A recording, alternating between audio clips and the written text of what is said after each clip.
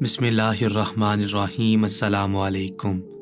ہمارے چینل راجہ real story کو subscribe کریں، ساتھ لگے بیل آئیکن کو بھی ضرور پریس کریں۔ ایک 50 سے لگ بھگ خاتون اس وقت اپنے رب کی عبادت میں مصروف تھی۔ وہ جو اعمال کر رہی تھی اس کا مقصد یہ تھا کہ اس خاتون کی تینوں جوان بچیوں کی شادی جلد از جلد ہو جائے۔ جس گھر کی چار دیواری سے مرد کی آواز گونجتی نہ سنائی دے تو راہ چلتے آوارہ کتے بھی شیر بن کر حملہ آور ہو جایا کرتے ہیں۔ وہ آنکھیں بند کیے وظیفہ کر رہی تھی کہ جب اس عورت کو دبی دبی سسکیوں کی آواز آنے لگی، پھر چلانے کی آواز آئی۔ یہ تو اس عورت کی بیٹیاں تھیں جو دوسرے کمرے میں سو رہی تھی، لیکن رات کے اس پہر کون سی مصیبت آن پڑی؟ خاتون کا دل تو اس وقت مٹھی میں جگر چکا تھا جب اسے اپنی بیٹیوں کے رونے کے ساتھ ساتھ غیر شناسہ مردوں کی بھی آواز آئی۔ جب تک وہ خاتون عمل وہی چھوڑ کر کمرے سے باہر نکلی تو بہت دیر ہو چکی تھی۔ گھر کی دیوار سے 3 نقاب پوش ڈاکو دیوار پھلانگ کر جا چکے تھے۔ وہ عورت بلند آواز میں ان کو ملامت کرنا چاہتی تھی، لوگوں کو اکٹھا کرنا چاہتی تھی، مگر زبان پر کفر تو اس وقت لگ گیا جب اسے رات کی تاریکی کا احساس ہوا۔ 3 جوان جہاں بیٹیاں اور چوتھی بیوہ وہ خود تھی۔ اس وقت زبان کھولتی تو بیٹیاں کسی کو منہ دکھانے کے قابل نہ رہتی۔ ڈرتے ڈرتے بوجھل قدموں کے ساتھ جب بچیوں کے کمرے میں گئی اور لال ٹین جلائی تو جو منظر واضح ہوا، اس عورت کی ریڑھ کی ہڈی تک سنسری دوڑ چکی تھی۔ سلطان کا دربار لگا تھا۔ لوگ اپنے مسائل لے کر سلطان کے دربار میں حاضر ہو رہے تھے۔ سلطان محترم ایک شخص کا مسئلہ سن ہی رہے تھے کہ تبھی دربار میں ایک نقاب پوش عورت داخل ہوئی اور آ کر دربار کے کونے میں جو جگہ عورتوں کے لیے مخصوص تھی وہاں پر بیٹھ گئی۔ کتنی دیر خاموشی سے بیٹھی رہی، بار بار اپنا پہلو بدلتی، آگے موجود لوگوں کو دیکھتی۔ اتنے زیادہ لوگ تھے، اس کی باری آنے تک تو شاید شام ہی واقع ہو جاتی۔ اس کے ہاتھ میں تسبیح تھی، وہ تسبیح کے دانے پھیرتی کچھ پڑھنے لگی تھی۔ سلطان محترم نے جب اسے مضطرب عورت کو دیکھا تو محسوس کرنے لگے کہ شاید اس عورت کا مسئلہ کچھ زیادہ ہی پیچیدہ ہے، لیکن اگر اس سے کچھ زیادہ پریشانی ہے تو وہ سلطان محترم سے آ کر عرض کر سکتی ہے یا پھر اپنی عرضی بھجوا سکتی تھی۔ سلطان محترم وہاں پر آئے، لوگوں کے مسائل کو سن ہی رہے تھے کہ تبھی سلطان محترم کا ایک وزیر جو دربار میں داخل ہوا تھا اسے اس عورت نے روک لیا۔ نہ جانے اس نے کیا کہا کہ وہ سیدھا سلطان محترم کے پاس چلا آیا اور ان کے کان میں سرگوشی کرنے لگا، جسے سن کر سلطان محترم اگلے ہی پل بالکل سنجیدہ ہو چکے تھے۔ وزیر سے کہنے لگے، کیا تم سچ کہہ رہے ہو؟ یہ وہی عورت ہے؟ تو وزیر بھی فوراً ہاں میں سر ہلا کر کہنے لگا کہ جی حضور، اس عورت نے خود بول کر بتایا ہے کہ یہ وہی عورت ہے۔ سلطان محترم اگلے ہی پل نشست سے اٹھے تھے، دربار میں آئے ہوئے لوگوں سے کہنے لگے کہ آج کی نشست برخاست کی جاتی ہے، اب باقی لوگوں کے مسائل کو کل سنا جائے گا۔ اتنا سننا تھا کہ سبھی لوگ اٹھ کر جانے لگے۔ وہ خاتون بھی جو بڑی آس لے کر سلطان محترم کے دربار میں آئی تھی وہ بھی واپس پلٹ کر جانے لگی، لیکن اگلے ہی پل سلطان محترم نے اسے خود مخاطب کیا تھا۔ جو سلطان محترم کے مخاطب کرنے پر وہ عورت رک چکی تھی، پلٹ کر کہنے لگی، حضور محترم، کیا آپ نے مجھے مخاطب کیا؟ تو سلطان محترم نے اپنے سر کو جنبش دی۔ اس کی آنکھوں میں ایک چمک دکھی جا سکتی تھی، ایسے لگ رہا تھا جیسے خوشی سے وہ رو دے گی۔ فوراً پلٹ کر آئی اور سلطان محترم کے قدموں میں بیٹھ کر رونے لگی، کہنے لگی کہ آپ کا بہت بہت شکریہ جو آپ نے مجھ دکھیاری کی فریاد سننے کے لیے اپنا قیمتی وقت نکالا۔ سلطان محترم نے اس خاتون کو اٹھنے کا کہا اور پھر اس سے احوال پوچھنے کے بعد کہنے لگے کہ بتاؤ کس طرح یہاں پر آئی ہو؟ وہ عورت اپنی آنکھوں میں آنسو کو صاف کرنے لگی۔ آس پاس موجود سپاہی اور دربانوں، وزیروں اور مشیروں کو دیکھا تو تھوڑی متذبذب سی ہوگی، کہنے لگی کہ سلطان محترم، میں اپنی داستان تنہائی میں آپ کی گوش گزار کرنا چاہتی ہوں، کیا مجھے تنہائی میں آپ کے ساتھ رہنے کی اجازت ہے؟ سلطان محترم ایک پل کو خاموش ہوئے تھے، لیکن پھر کہنے لگے کہ ٹھیک ہے۔ اگلے ہی پل انہوں نے اشارہ کیا تو دربار میں بیٹھے ہوئے سبھی سپاہی، دربان اور وزیر وہاں سے جا چکے تھے۔ دربار میں اس وقت صرف سلطان محترم اور وہ خاتون ہی بچی تھی۔ اس کے لہجے اور انداز میں صاف چھلکتا تھا کہ وہ عورت ایک پاک باز خاتون ہے۔ پھر اپنی کہانی سناتے ہوئے کہنے لگی کہ سلطان محترم، میرا تعلق انتہائی مذہبی خاندان سے ہے۔ آج تک ہمارے خاندان میں عورتوں کو بغیر پردے کے گھر سے باہر نکلنے کی اجازت نہیں دی۔ میرا تعلق اس خاندان سے ہے جہاں پر عورت صرف 2 ہی مرتبہ گھر سے باہر قدم نکالتی ہے، ایک تب جب وہ رخصت ہو کر اپنے سسرال آتی ہے اور دوسری مرتبہ تب جب وہ قبر میں اتاری جاتی ہے۔ اس کے علاوہ بے حد ضرورت پر بھی تمام تر خواہشات گھر میں ہی پوری کر دی جاتی ہیں، لیکن گھر سے باہر نکلنے کی اجازت نہیں ہوتی۔ مجھ پر جو کچھ گزر چکی ہے، میں آج گھر سے باہر نکلنے پر مجبور ہو چکی ہوں۔ وہ عورت رونے لگی تھی، اس کی آنکھوں سے چھلکتے آنسو سلطان محترم دیکھ سکتے تھے۔ کہنے لگے کہ تم بے فکر ہو کر اپنا مسئلہ بیان کرو، بتاؤ تمہارے ساتھ کیا ہوا ہے، کس نے تمہارے ساتھ ناانصافی کی ہے؟ بے شک تم اللہ تعالیٰ کے بے حد قریب ہو۔ عورت کا پردے میں رہنا جہاد کرنے کے برابر ہوتا ہے۔ وہ عورت روتے ہوئے کہنے لگی کہ سلطان محترم، میری 3 بیٹیاں ہیں۔ میرا شوہر بیٹے کا خواہش مند تھا، ان کی سوچ بھی اس زمانے جاہلیت کی طرح تھی اور وہ بیٹے کا باپ بننا چاہتے تھے، بلکہ اس لیے کہ جب وہ اپنی 3 بچیوں کو دیکھتا تو پریشان سا ہو جایا کرتا، اپنے بچوں سے کچھ خاص پیار بھی نہ کرتا۔ ہاں، ان کی ضرورت کی ہر چیز ان کو لا کر دیا کرتا تھا، لیکن کبھی بھی انہیں یوں پیار نہ کرتا جیسے باقی والد اپنی اولاد سے کرتے ہیں۔ بعض دفعہ میرے دل میں یہ بات بھی آئی کہ شاید شوہر بیٹیوں کو پسند نہیں کرتا، اسے بیٹی کی خواہش تھی، اور میں ایک ایسی عورت ہوں جو اپنے شوہر کو یہ خوشی دے نہ سکی۔ یہ سوچ کر بعض دفعہ میں اندر ہی اندر تھوڑی نا امید سی ہونے لگی۔ ایک روز جب میں نے اپنے شوہر سے اس بات کا تذکرہ کیا کہ تم اس لیے اپنی بیٹیوں سے محبت نہیں کرتے کہ یہ بیٹے بن کر پیدا نہیں ہوئے، تو پہلی مرتبہ میرا شوہر مجھ سے بلند آواز میں بولا تھا۔ کہنے لگا کہ میرے لیے بیٹوں سے بڑھ کر بیٹیاں ہیں۔ میں اس لیے نہیں پریشان کہ یہ بیٹے بن کر پیدا نہیں ہوئے، بلکہ اس لیے پریشان ہوں کہ کاش میرا ایک عدد بیٹا بھی ہو جاتا۔ اگر میرا ایک بیٹا ہوتا تو مجھے تسلی ہوتی کہ میری بیٹیاں باحفاظت رہیں گی، کیونکہ ان کے بھائی کا سایہ ان پر ہر وقت موجود رہے گا۔ وہ بلا ضرورت گھر سے باہر نہیں جا پائیں گی اور ان کا بھائی ان کی ہر ضرورت کو گھر میں پورا کرتا رہے گا۔ لیکن اگر خدا نہ خواستہ مجھے کچھ ہو گیا تو میری بیٹیاں تو برباد ہو کر رہ جائیں گی۔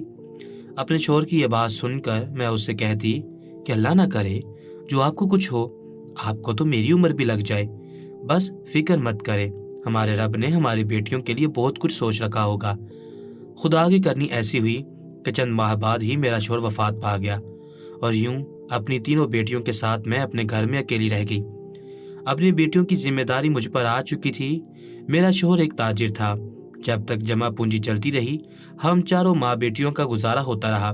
میں تو راتوں کو اس خوف سے سو نہیں پاتی تھی کہ کہیں کوئی شخص ہمارے گھر کی دیوار پھلانگ کر گھر میں نہ داخل ہو جائے۔ میری جوان جہاں بیٹیاں تھیں، سبھی کے سبھی بے حد خوبصورت اور بالکل چاند کا ٹکڑا لگتی ہیں۔ راتوں کو جاگ کر میں اپنی بیٹیوں کا خیال رکھتی رہی، اور پھر صبح ہوتے ہی فجر کی نماز ادا کرنے کے بعد اپنے محلے کی ایک امیر تاجر خاتون کے ہاں جا کر ملازمت کرنے لگی۔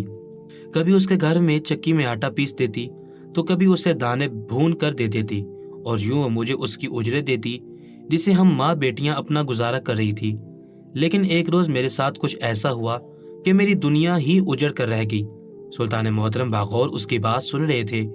کچھ نہ کچھ تو ان کو بھی اندازہ تھا، کیونکہ 2 روز پہلے ہی انہوں نے ایک افواہ اڑتی ہوئی سنی تھی، لیکن خاموش صرف اور صرف اس لیے تھے کہ جب تک اس گھر کا فرد خود آ کر حقیقت نہیں بتا رہا، تب تک سلطان محترم کوئی بھی فیصلہ نہیں کر سکتے تھے۔ بہرحال وہ ابھی تک اسے ایک افواہ ہی سمجھ رہے تھے، لیکن اب جب یہ عورت خود چل کر یہاں پر تشریف لے آئی تھی تو انہیں یقین ہو چکا تھا کہ جو بھی خبر انہوں نے سنی تھی وہ بالکل سچ تھی، جس کی تصدیق اس عورت نے بھی کر دی۔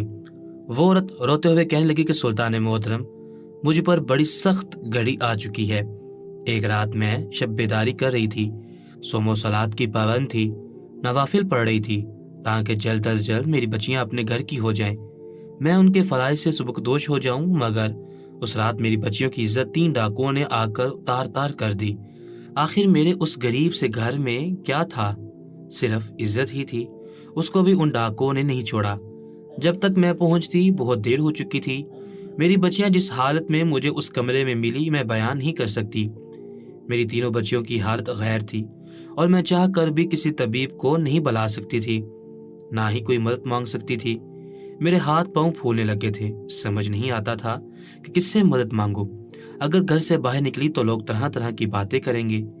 میں نے بڑی مشکل سے اپنی بیٹیوں کو بہلایا تھا، سمجھایا تھا۔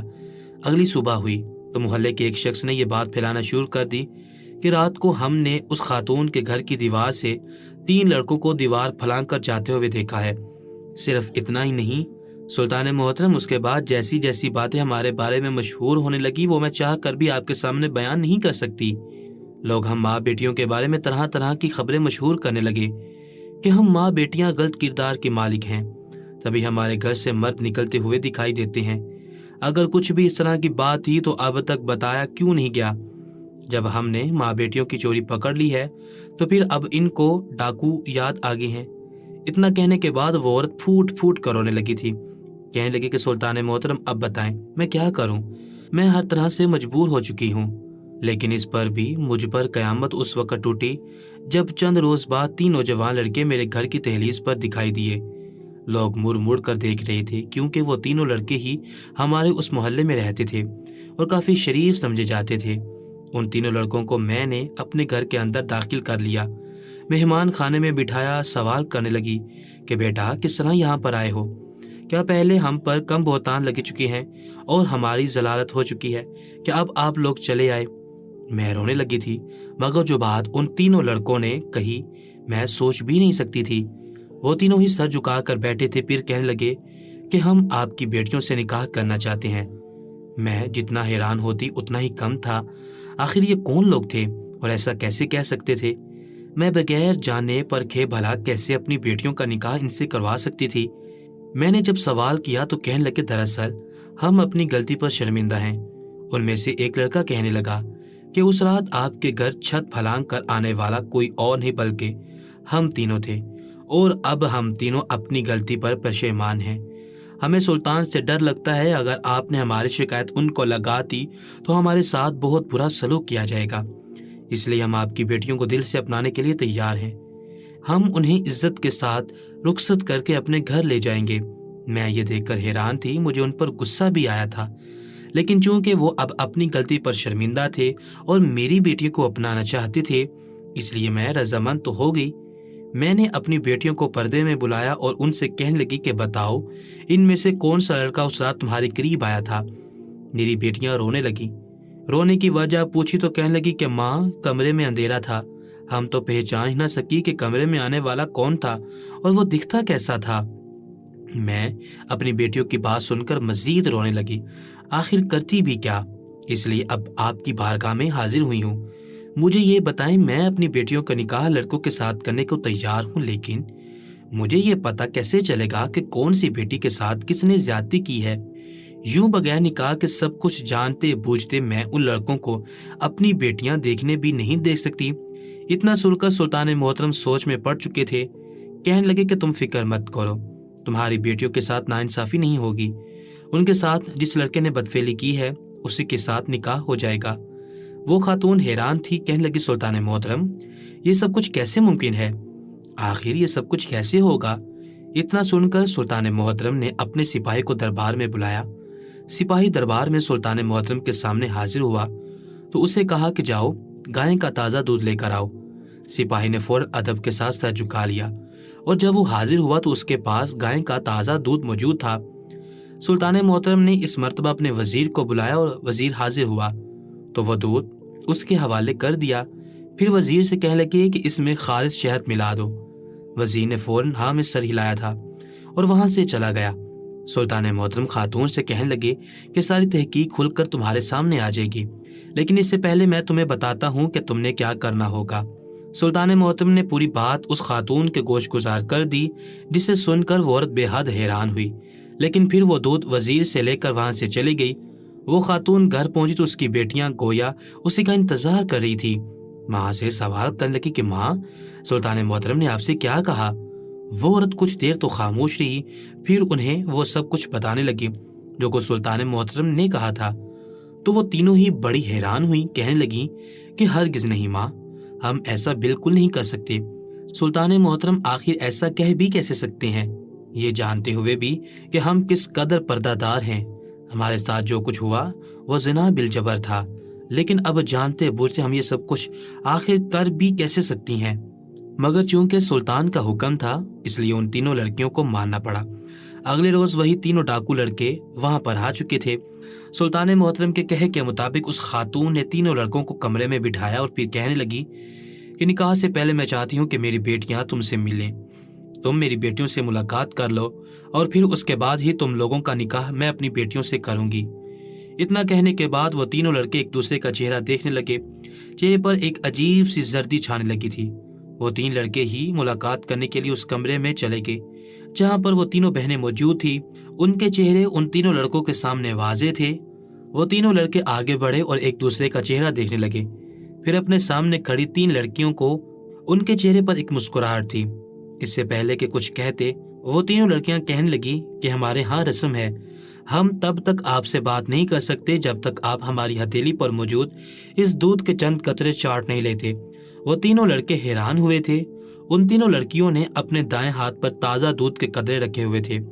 यह वही दूध था जो सुल्तान मोहतरम ने उस औरत को दिया था और यही कहा था कि कल तुम उन तीनों लड़कों को अपने यहाँ मुलाकात के लिए बुलाना और ये दूध के चंद कतरे अपनी बेटियों के हाथ पर रख देना और फिर उन लड़कों से कहना कि वो इस दूध को चाट लें। इसके बाद सारी हकीकत खुलकर सामने आ जाएगी। सुल्तान मोहतरम के बताए गए तरीके के मुताबिक उन लड़कियों ने ऐसा ही किया था। वो अपनी हथेली पर दूध के चंद कतरे डालकर मौजूद थी। उन तीनों लड़कों की आंखों में चमक सी थी। वो आगे बढ़े और उस हथेली पर मौजूद दूध को एक ही घूंट में पी गए।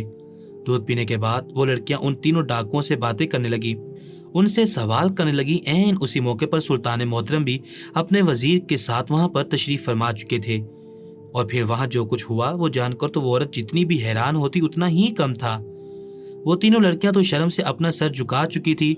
अगली सुबह जब उन तीनों लड़कों की आंख खुली तो वो सुल्तान मोहतरम की कैद खाने में मौजूद थे। खुद को कैद खाने में देखकर घबरा से गए। आखिर उन्हें यहाँ तक कैसे लाया गया था?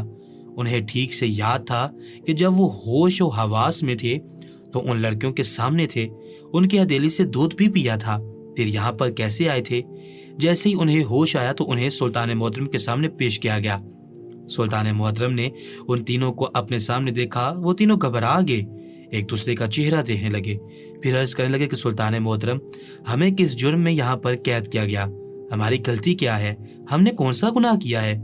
सुल्तान मोहतरम ने अगले ही पल वहां पर उस बेवा औरत और उसकी तीनों बेटियों को बुला लिया और उनको देखकर उनके चेहरे का रंग मुतगय्यर हो चुका था। सुल्तान मोहतरम कहने लगे कि साफ साफ बताओ, हकीकत क्या है? वो लड़के घबरा कर सर झुकाकर कहने लगे कि हमने ही इनके साथ गुनाह किया था, लेकिन हम अपनी गलती सुधारना चाहते हैं। हमें कोई भी कड़ी सजा मत सुनाइएगा। हम तीनों इन लड़कियों के साथ निकाह करके जिंदगी गुजारना चाहती हैं। सुल्तान मोहतरम ने यह सुना तो फिर जो सवाल किए वो लड़के कभी सोच भी नहीं सकते थे। सुल्तान मोहतरम कहने लगे कि अच्छा, क्या सच में उस रात तुम तीनों ही लड़कियों के साथ बदफेली करने के लिए आए थे? सुनकर वो तीनों कहने लगे कि जी सुल्तान मोहतरम, वो हम ही थे। सुल्तान मोहतरम कहने लगे कि अच्छा, उस वक्त कमरे में कितनी लड़कियां मौजूद थीं? ये सुनकर वो लड़के कहने लगे कि उस वक्त वहां पर 3 ही लड़कियां मौजूद थीं। सुल्तान मोहतरम ने अगला सवाल ये किया कि अच्छा, जिस वक्त दीवार फलांग कर जाया गया तो सबसे आखिर पर जो शख्स दीवार फलांग कर जाने लगा उसका लिबास एक जानिब से फट चुका था। तुम तीनों में से कौन था जिसका लिबास फटा था? अगले ही पल वो तीनों बोल उठे थे कि सुल्तान मोहतरम, मेरा लिबास फटा था। इतना सुनना था कि तीनों को ही अगले ही पल लबों पर कुफर लग चुका था। एक दूसरे का चेहरा देखने लगे। सुल्तान मोहतरम के चेहरे पर एक मुस्कुराहट आई। हकीकत तो वो पहले ही जानते थे, क्योंकि जो दूध सुल्तान मोहतरम ने दिया था उसमें ऐसी जड़ी बूटी का अर्क शामिल किया गया था जिसे पीने से शख्स पर गुनूद की तारी हो जाती है और उस शख्स की ऐसी हालत हो जाती है जैसे वो अपने होशो हवास खो चुका हो। और उस हालत में जिस भी आदि मुजरम से जो भी सवाल किया जाता वो सच सच बता दिया करता था। उस वक्त भी ऐसा ही हुआ था।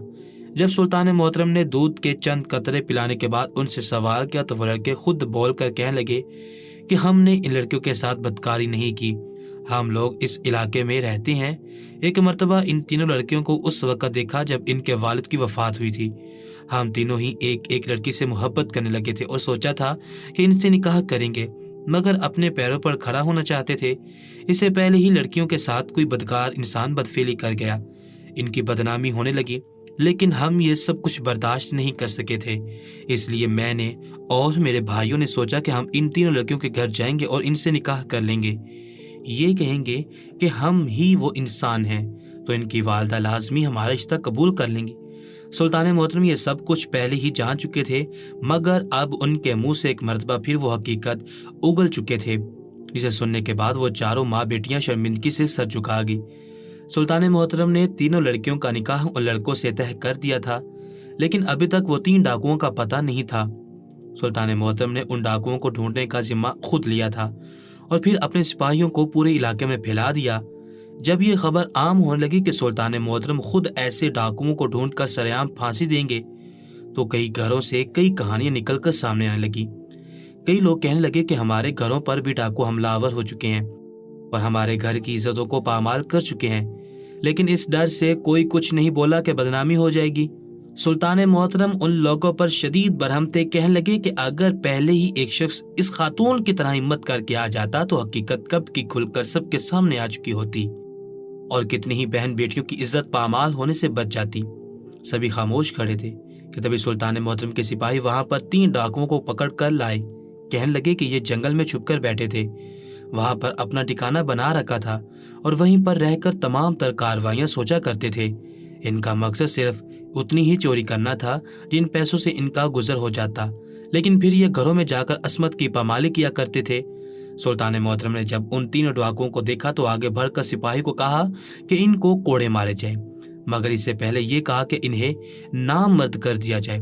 اس کے بعد ان کو تب تک کوڑے مارے جائے جب تک ان کی جان نہیں نکل جاتی۔